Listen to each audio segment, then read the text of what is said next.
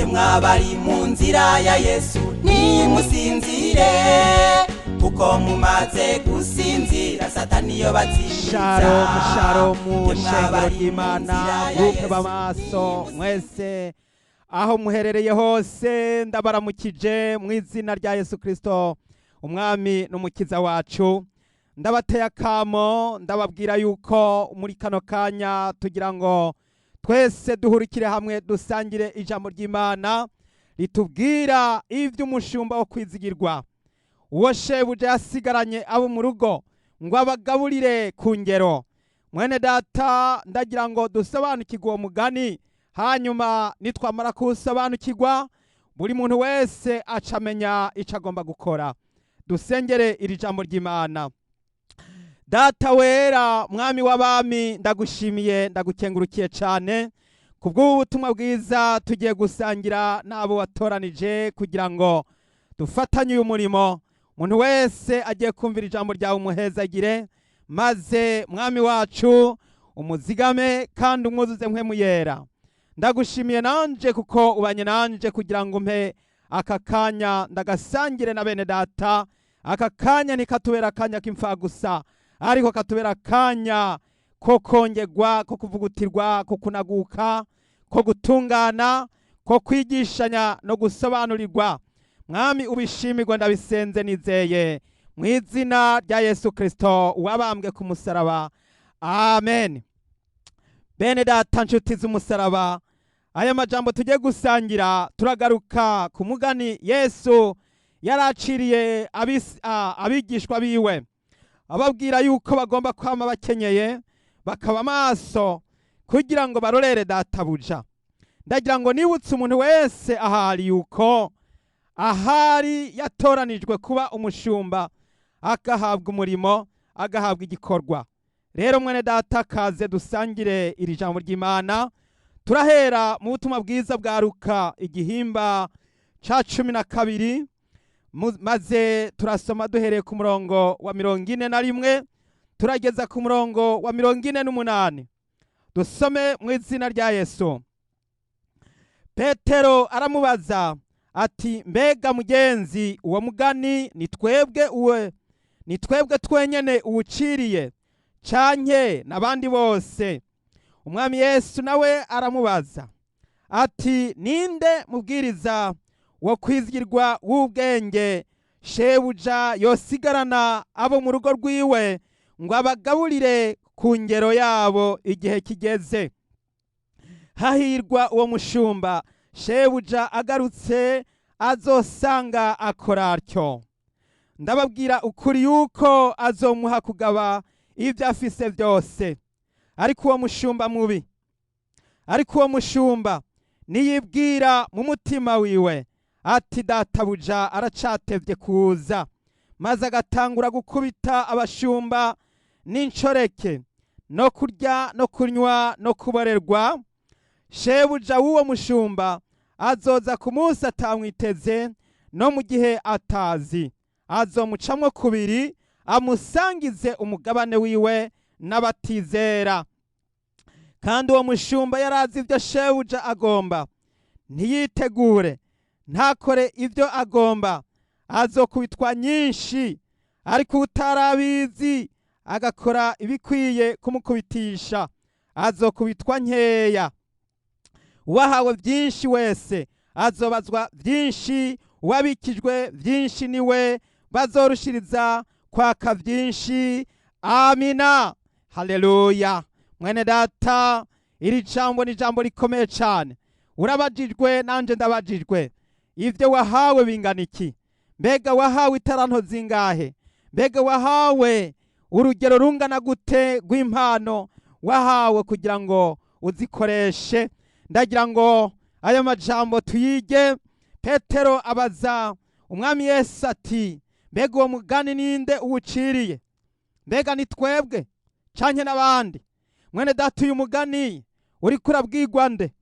Mbega ubajijwe nde? Ninde baciriye umugani?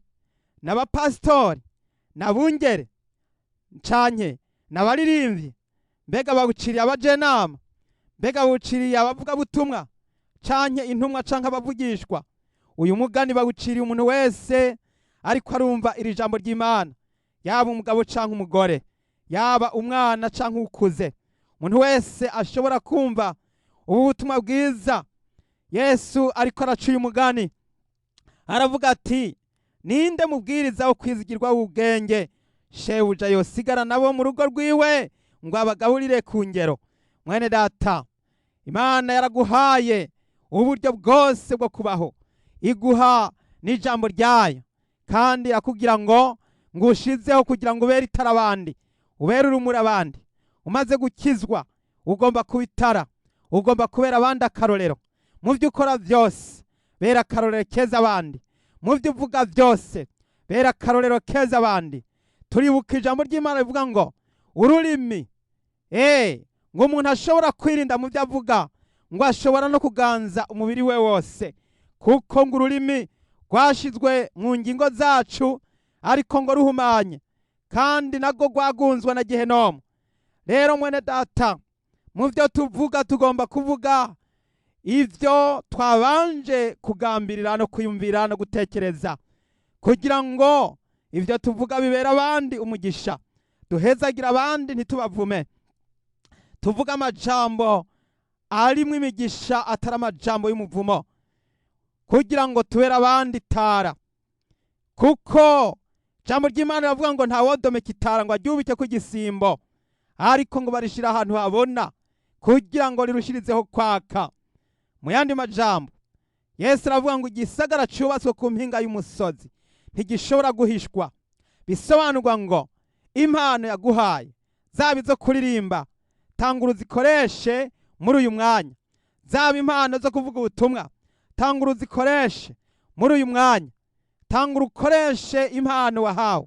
Zaba impano zo gusenga, tangura ukoreshe izo mpano muri uyu mwanya. Zaba impano zo guhanura, tangura uhanure utiriwe urarindira ejo canke hirya ejo. Niwasanga umuntu arimwe arazimira, muhubure, muhanure, mugarure, kuko niwagenza utyo uzoba wigaruriye urya muntu yagomba gupfa, uzoba ukijije ubugingo bwiwe urupfu, kandi amaraso yiwe uzoyahemberwa, kuko wayagaruye utayaretse ngo ahondebere. Ariko niwabona umuntu agiye gupfa rubi, ukinumira, ukanuma, ugaceceka, ni nkaho uzovuza ati temba temba, genda, bandanya, komeza, fata iyo nzira. Mwene data, reka gushigikira icaha, reka gushigikira icaha, kuko iyo udashigikira icaha urasemerera ukavuga uti nyabuna sigaho gezaho, nimugaruke mwe kurimbuka. Mwene data, ndagira ngo ubwire ngo itara wahawe ugomba kuridomeka, ugomba kuryatsa, ugomba guhora ugavye kugira ngo witegure, hanyuma umenye neza yuko Yesu azoza kugerera abamukoreye. Aravuga ngo hahirwa uwo mushumba shebuja agarutse azosanga akora atyo. Ndababwira ukuri yuko azomuha kugaba ivyo afise byose. Mwene data, igihe Yesu azozira agasanga uri maso, Yesu azonezerwa, Yesu azohimbarwa, azovuga ati wagize neza muntu wanje mwiza wo kwizigirwa, kuko wizigiwe kuri gito, ngira ngo nguhe kugaba byinshi, injira mu munezero wa shobuja. Yesu azonezerwa igihe azosanga wizigiwe kuri bike, wizigiwe muri izi ntege nke usanzwe ugenderamwo. Abantu tugendera mu ntege nke z'umubiri, ariko muri izi ntege nke tugomba kuzivyazamwo umusaruro, kugira ngo muri ibi bintu bisanzwe bikengeretse abe ariho dukorera mu Imana. Mwene data, rero Yesu azonezerwa, azokugororera. Ngo ijambo ry'Imana rivuga ngo ndababwira ukuri yuko azomuha kugaba ivyo afise byose. Haleluya! Iri jambo rivuga ngo azoguha kugaba ivyo afise byose ni ijambo rikomeye cyane. Ivyo afise byose, Umwami Yesu afise ibingana iki? Afise byinshi, afise ubutunzi bwose, afise ububasha bwose, afise ubushobozi bwose.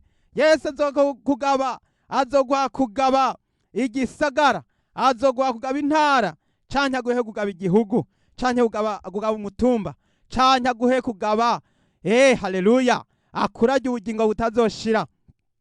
Kuko ijambo ry'Imana rivuga ngo harimwo abazoragwa ibisagara 10, harimwo abazogaba ibisagara 5, harimwo abazogaba uturere, kuko Yesu ari we abigira akabigirura. Umwami Yesu yaravuze ngo unesha nzomugira inkingi yo mu rusengero, ngo kandi ntazosubira gusohoka ukundi. Haleluya. Mwene data, aho harimo amajambo akomeye cyane. Guhabwa kuba inkingi yo mu rusengero bisobanurwa ngo muri za mpano Imana yatanze gatanga isabagire, yagabiye benshi bamwe yabahaye kuba abavugishwa, abandi ntumwa, abandi bavuga butumwa, abandi abigisha, abandi abungere.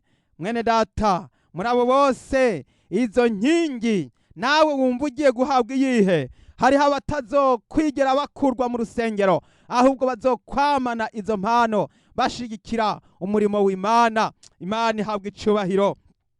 None nawe mwene data, nibiki witeguye guhabwa? Mbega urimo urakora gute mu bikorwa byawe, mu ngeso zawe? Uno munsi witwararika ijambo ry'Imana gute? Mbega urisoma kangahe ku munsi?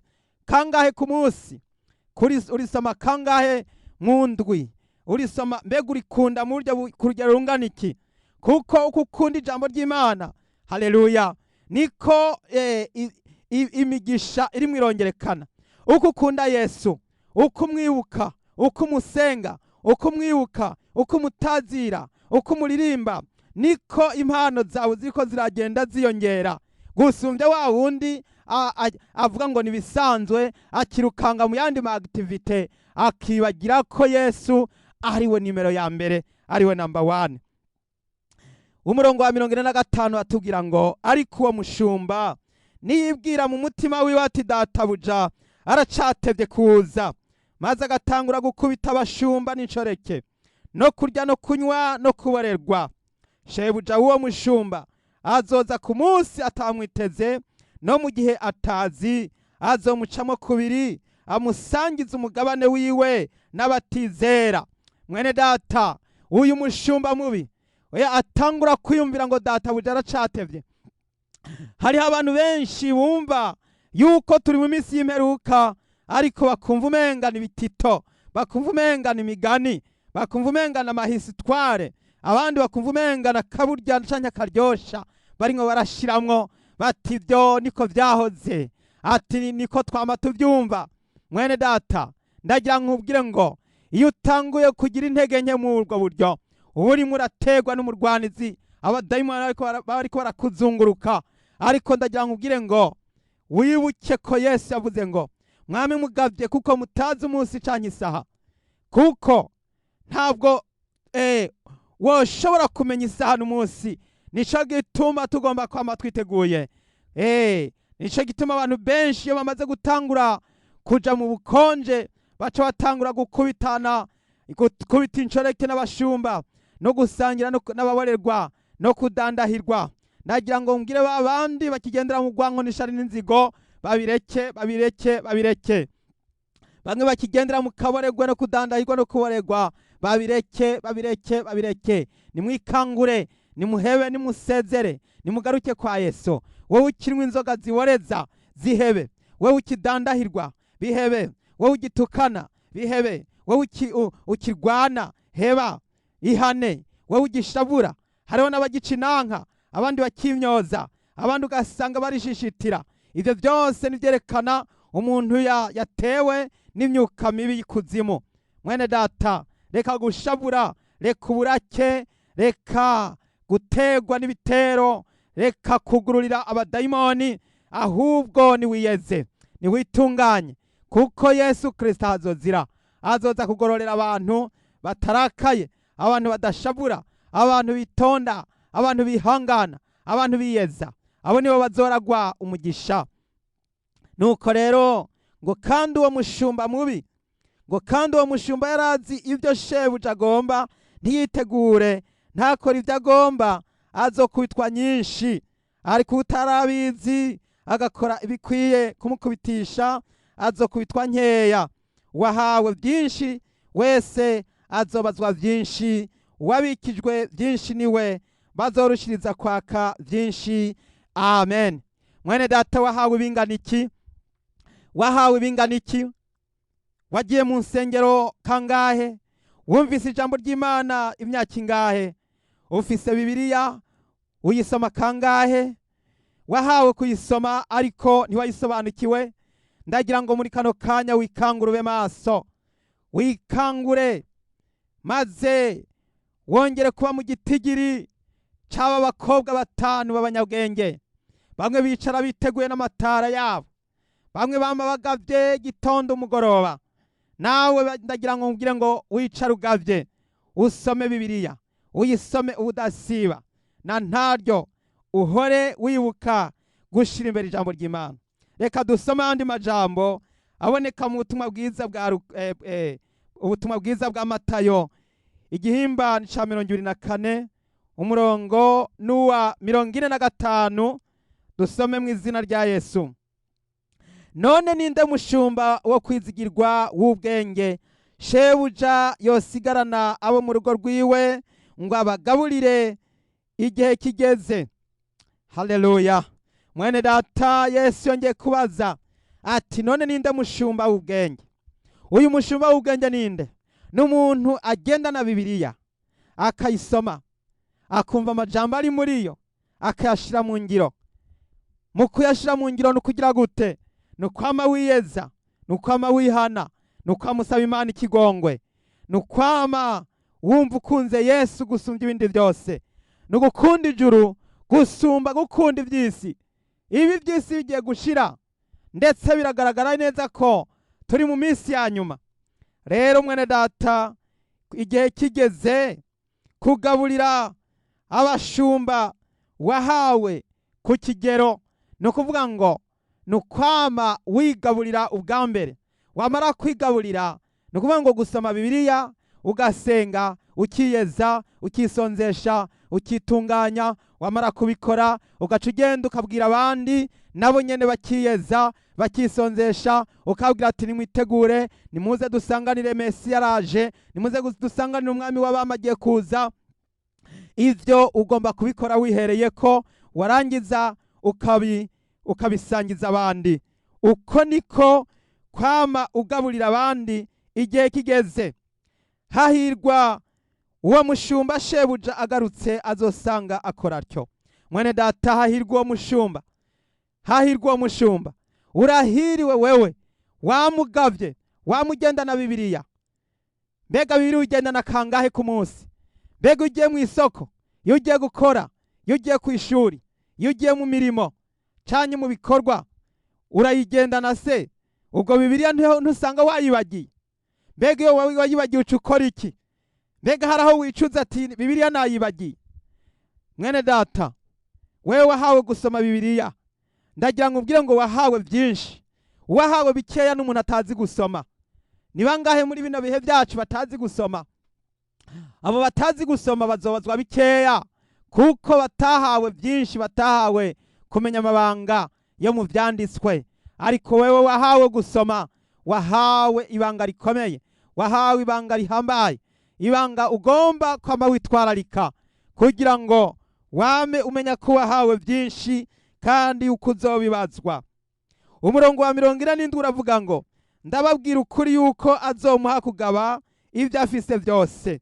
Iri jambo riragarutse ngo uwo muntu azohabwa kugaba ibyo afise byose. Ndakangurira abantu, ndababwira ngo nimwitegure, mwemere gutegura imitima yanyu kugira ngo tuze tugabigwe ibyo data buja afise byose. Ngo agiye kuturaga, ngo agiye kuzoduha ngo ibyo afise byose. Mwene data, ni wakuru utiziganya, ugakora igitondo umugoroba, ugakora uko bwije uko bukeye, ukumva uguvyuka ukomeza wikorera umusaraba, ugakomeza umurimo wahawe. Yesu aza kugororera nta kabuza. Haleluya. Ndaremesha umukristo wese ndamugira ntiwihebure, ntucike intege, nturandike umutima.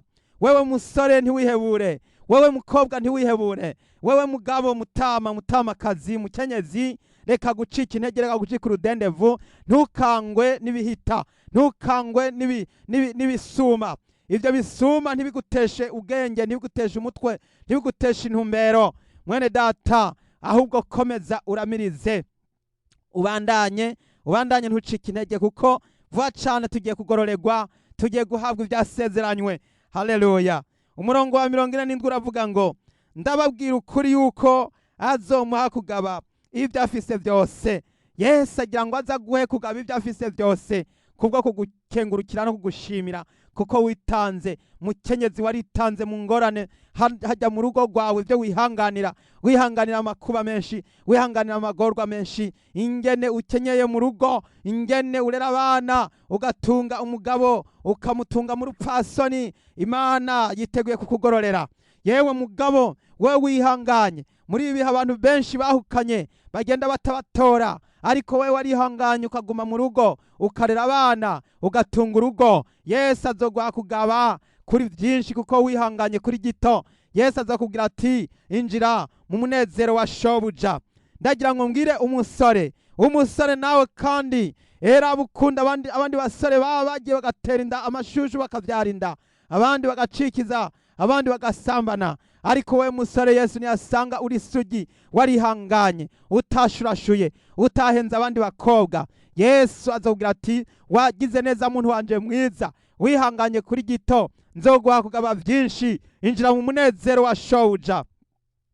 Ndabwira abakobwa ba kino gihe barahendwa, bagahendwa mbere n'akantu gatoya, ugasanga ni bombo ibombi jojo, ibombi ryo ryarindiri kugwa angahe, ugasanga riramutwaye arazimiye. Abandi bagatwarwa n'utuvuta, abandi duhuzu, abandi bugasanga barahenzwe bagahendwa n'ubusa, bagatwarwa isaho n'igikungero. Ndagongera ngo mbwire umukobwa yihanganye agiye kuzogororerwa kuri wa munsi. Yesu agiye kuzokubwira yewe mukobwa wihanganye, wewe mukobwa wabaye isugi, wewe mukobwa wirinze wihanganye, utemeye b'abahungu bagusifura bagukubitira gahwa, abandi bagukubitira amasinye, ariko byose warabigwanije urabinesha. Yesu agiye kubwira ati injira mu munezero wa shobuja kuko wizigiwe kuri gito. Yesu agiye kuguhabwa byinshi. Kubera iki? Kubera ko wazigamye ubukumi bwawe, kubera ko wihanganiye ibikugerageza, ntiwagira ikindi isoni z'umusaraba, ariko wemera kwikorera umusaraba, maze urazigamwa kugeza ku munsi Yesu azozira. Nico gituma abakobwa bihanganye bagiye kugororerwa. Ariko babandi b'ibishuhu, babandi b'ibihumbu, babandi batagira baja niyo bava, abo bagiye kumaramara, bagiye kuzosigara bisanga bari mu busa, kuko batamenye igihe bagendewemwo, batamenye ingene Yesu yabahaye ubugingo bwiwe akemera kubapfira. Yavuye amaraso yacumiswe icumu mu rubavu ku bwawe. Yewe mukobwa we wisamarako, Imana yaragukunze, iragutoranya, iguha ubuzima, iguha ubugingo, igushira mu isi y'abazima, maze ngo uhagararire ukuri. Ariko warashurashuye, urahurumba, uragumuka, urasaragurika, ntiwawukimenya uja niyuwuva. None heraba ugiye kuzosigara wimyiza ibamfu kuko utamenye igihe wagendewemwo. Hindukira, garuka, bohoka mwene data, kira, garuka kwa Yesu, garuka kwa Yesu. Yesu aragomba kutugororera, Yesu aragomba kuturaga ubugingo butazoshira. Umurongo wa 48. Ariko uwo mushumba mubi niyibwira mu mutima wiwe ati databuja aracatevye, maze agatangura gukubita abashumba bagenzi biwe no gusangira n'ababorerwa. Shebuja uwo mushumba azoza ku munsi atamwiteze, no mu gihe atazi azomucamwo kubiri, amusangize umugabane wiwe n'indyarya. Niho hazoba amarira no kuryanya insya z'amenyo. Amen, haleluya. Jambo ry'Imana Matayo yabanje kubyandika, nanone kandi Luka arabisozera. Jambo ry'Imana rirabitwereka neza. Mwene data, ko wizigiye kuri gito, Yesu agiye kuguha kugaba byinshi. Ariko wa mushumba mubi, wa wundi yatanguye gusangira n'ababorerwa, hariho umuntu abona abasambanya akifatanya nabo, hariho umuntu abona abisuma akifatanya nabo, yabona ababeshi akifatanya nabo. Wewe ukibesha ugiye kubona ibara, wewe ugisambana ugiye kubona ibara, wewe uciba, wewe ukibesha. Hariho ababesha bashebuja, hariho ababesha amadokima no madosiye, hariho ababesha muri leta no maguverinema, hariho ababesha mu mishinga, hariho abantu bakibesha bagendana indimi zibiri. Mwene data, hindukira, sigaho, reka gezaho, sigaho kwikwegera karambaraye, garuka, reka kubesha, era urahombye ijuru kubera ububeshi, urahombye ijuru kubera ubugararije, urahombye ijuru kubera gushurashura no kwipfuza iby'umubiri n'iby'isi, urahombye ijuru kubera ko byakunaniye kwiyeza no kwitunganya. Reka dusome amajambo. Umurongo wa 50. Shebuja w'uwo mushumba azoza ku munsi atamwiteze no mu gihe atazi, azomucamo kubiri amusangize umugabane wiwe n'indyarya. Mwene data, bagiye kugucamo kubiri, bagiye kugucamo kubiri mwene data, ariko ndagira ngo ubwire ngo gezaho, garuka, hindukira, guhera iyi saha utangure kwihana, guhera iyi saha utangure guca bugufi, guhera iyi saha utangure gusaba Imana imbabazi, kugira ngo mwene data ntuzocibwe ngo kubiri. Nimwibaze ingene bazogutema, igipande kimwe kikaja hariya, ikindi hariya, hanyuma ngo bace bagusangiza umugabane n'indyarya. Indyarya ni babandi bahopora bavuga amahopa, ni babandi babesha batigera bavuga ukuri. Umunsi umwe avuga ibi, ejo akavuga ibindi, ugasanga arahindagurika, ntiyigera yemanga, ntiyigera ashingira intaho ukuri. Mwene data, hindukira, garuka kwa Yesu. Turagira ngo dufate umwanya wo gusenga Imana. Haleluya. Mwene data, muri gusenga ndagira ngo ugarure ubugingo bwawe, ntibupfe ntibuhone ntiburanduke, ngo niho hazoba amarira no kuryanya insya z'amenyo. Insya z'amenyo abantu benshi bazohekenya indimi zabo, abandi bazohekenya amenyo, abandi bazorira baboroge, ururimi ruzosohoka rwandare, kuko babwiwe bakanka kwihana, kuko babwiwe ntibihane ntibitegure. Bari bazi ibyo shebuja agomba ntibabikore, bari bazi ibyo shebuja yari yarategetse ntibabishize mu ngiro. Abandi barumvise icyo ijambo ry'Imana rivuga, ariko ntibashimye kugishira mu ngiro. Mwene data, ni isaha yawe yo kugira ngo mwene data uce urubanza, uhitemwe neza. Yesu arateze ibiganza, aragomba kugukiza no kubohora no kugarura mu nzira. We wazimiye, we wataye inzira, garuka, Yesu araguhamagaye. Turagira ngo dusenge Imana rero. Kuri wewe mwene data ugomba kwezwa, ugomba kwatura, ugomba gusezera icaha, iyi ni isaha yawe. Nturindire ejo buca bucana yandi, ariko umwanya mwiza wo kuyeza n'uyu nyene. Turagira ngo rero dusenge Imana, uce bugufi wihane. Muntu ugomba kwihana upfukame, maze ubwire Imana ibikugoye byose. Turagira dusenge uyu mwanya. Mwami wanje, data wera, wadupfiriye ku musaraba igorogota, ni wewe ncungu, ni wewe bugingo bwacu, ni wewe tuboneramwo agakiza. Ndasengera uyu mwene data arimo araca bugufi yihana, ndamusabiye kugira ngo imbabazi n'ubuntu bimubeko, umuharirike icaha camubujije gukizwa, camubujije kwezwa, camubujije kubona ijuru, camubujije kubona Yesu. Muri kano kanya umuhanagure kw'aya makosa, umuhanagure kw'ibi byaha, umuhanagure kw'ubusambanyi, umuhanagure kw'ugushurashura, umuhanagure kw'ibi byipfuzo by'umubiri. Umutabare, umukize, umukure kw'iyi misozi yamusenyikiyeko. Aragerageza kubyura umutwe bikanka, ugasanga bitera bisubiza hasi. Mwami, ijambo ryawe riravuga ngo ikangure wowe usinziriye, uzuke uve mu bapfuye, Kristo arakumurikira.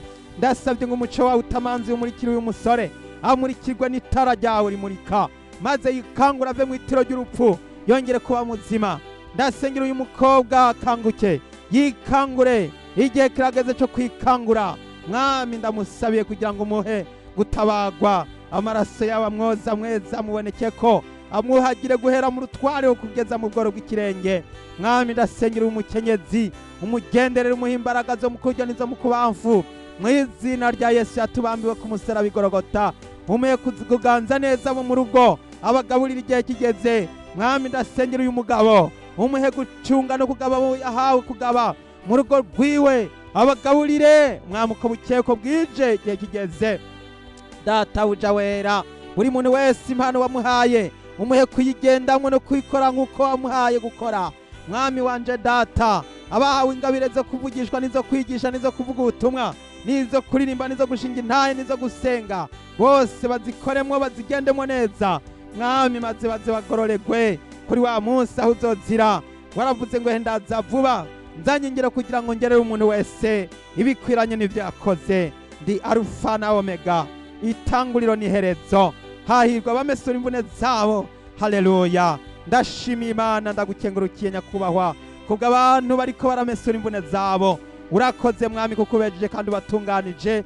Nushimwe nuhabwe icubahiro nuhimbazwe. Ndabishimye nyenguruka mu izina ry'umucunguzi wacu Yesu Kristo. Amen. Amen. Haleluya.